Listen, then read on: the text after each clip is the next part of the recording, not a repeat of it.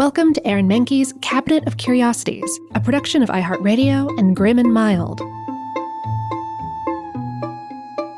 Our world is full of the unexplainable.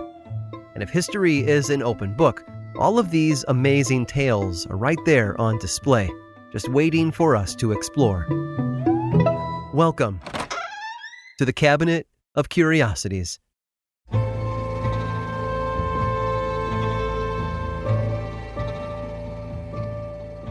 Our bodies can play strange tricks on us sometimes. For example, since the advent of the cell phone, a phenomenon known as phantom vibration syndrome has plagued users with the sensation that their phones are buzzing in their pockets when they're not. And in a study performed by German scientists at University of Bremen, subjects were asked to perform various tasks like shuffling cards or shaking a bottle of liquid. They were then shown videos of other people doing the same tasks, as well as others that they hadn't performed. 2 weeks later, the researchers asked the volunteers to remember which tasks they had completed.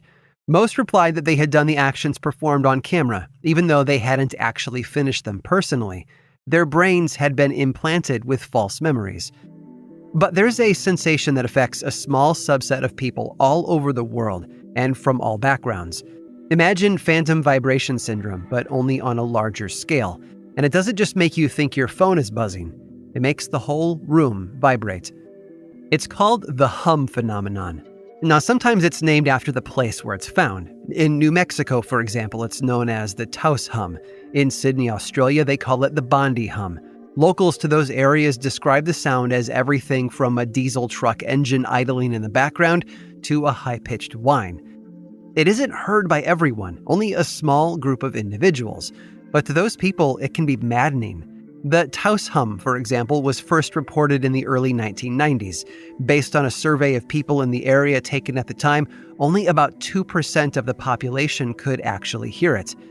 What made things stranger was that the hum could not be detected on any scientific equipment. Readings taken in the homes of those afflicted didn't pick anything out of the ordinary up. And not everyone heard the same humming sound. It varied in pitch and frequency from person to person. As a result of these incessant hums and buzzes, the affected people stay awake at night and developed mental illnesses such as anxiety. One person even took their own life because they couldn't get the humming to stop. Experts have tried to provide reasons for these phenomena. For example, the residents of a town in Indiana had been plagued by 2 separate hums.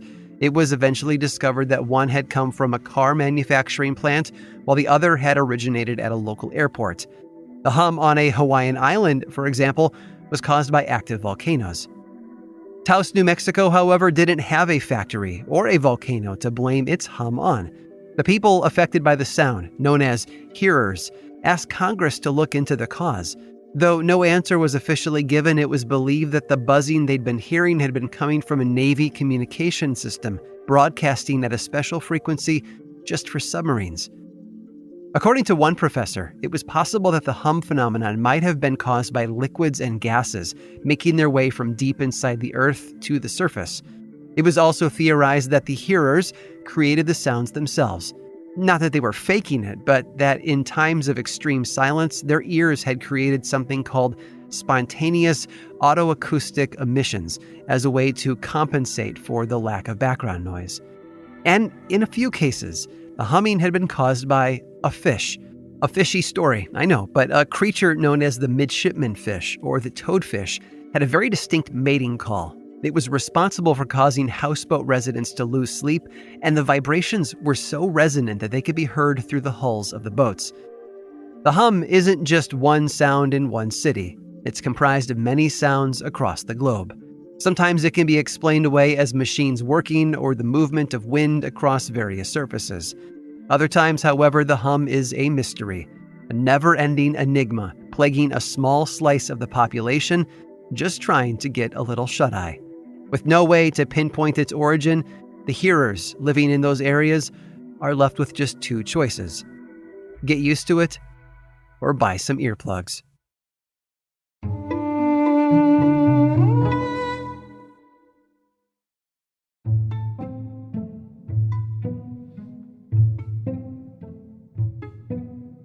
When it comes to cultural icons, certain characters come to mind above all others. a particular cartoon mouse, or a red-headed plumber are both instantly recognizable thanks mostly to how they imprinted on us as children. Walt Disney's most famous creation, that mouse, starred in countless cartoons and movies over the years. After staring at the screen on a Saturday morning, we might have gone to bed with a stuffed version of the squeaky-voiced rodent nestled under our chins as we dozed off to sleep. The Nintendo company's mustachioed man of action was in arcades, on our TVs, on lunchboxes, and so much more from the 1980s onward. And his popularity shows no signs of slowing down today. But one such icon has survived even longer. His signature look is recognizable all over the world, due, in large part, to the work of just one man. That man was Thomas, and he was born in Germany in 1840. His father was a member of the Bavarian military, but due to his contrary political leanings, he was forced to flee with his family to New York City. Now, Thomas wasn't much of an academic. His grades lacked, but he had a talent for art, specifically drawing.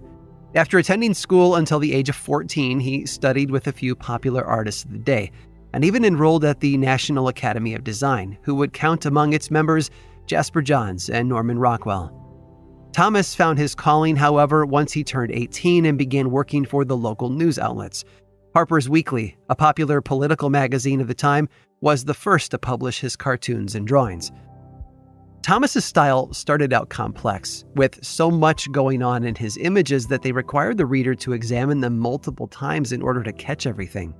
As he got older, he simplified his techniques, opting for cartoons that were more direct to their message, but just as artistic in their delivery. One particular cartoon, however, published in 1874, would cement Thomas as one of the most important artists in American history. The cartoon was titled The Third Term Panic. It was drawn in protest of the New York Herald's derisive reaction to the idea that Ulysses S. Grant might run for a third presidential term. In the cartoon, he depicted news outlets and interest groups as various animals stampeding away from an elephant at the edge of a chasm. Imprinted on the side of the massive beast were the words, "The Republican Vote." Thomas went on to use the elephant to depict the Republican Party in several cartoons after that, a connotation that ended up sticking for good after other cartoonists did the same. But Thomas's political animals weren't his only influence on American culture. The Civil War had brought with it an opportunity to put a new spin on a beloved character, one who would become the Union's greatest recruiting tool. On the cover of the January 3, 1863 issue of Harper's Weekly, this artist published an illustration of a large bearded man wearing clothes reminiscent of the American flag. In the drawing, the man held between his hands a puppet named Jeff, with strings around its neck, a mocking representation of Confederate leader Jefferson Davis. Surrounding this figure were Union soldiers holding packages in their arms. And as the war went on, this character made more and more appearances in Thomas's cartoons. In later years, he was depicted as heavier, often with a long, thin pipe in his hands. He became more jovial, as evidenced by his reddened cheeks, a rosy nose, and a childlike smile. Eventually, the character, who had been living in New York, was moved north. Way north. Other artists and companies eventually incorporated Thomas's character into their own products. Printer and publisher Louis Prang put him on several greeting cards wearing a large coat and carrying an overflowing sack full of toys. And in 1931, the Coca-Cola Company hired an illustrator to recreate Thomas's bearded man as a red-suited elf with a large belly who lived at the North Pole. In doing so, Coca-Cola may well have brought Thomas's creation to mainstream audiences, thanks to its impressive team of marketers.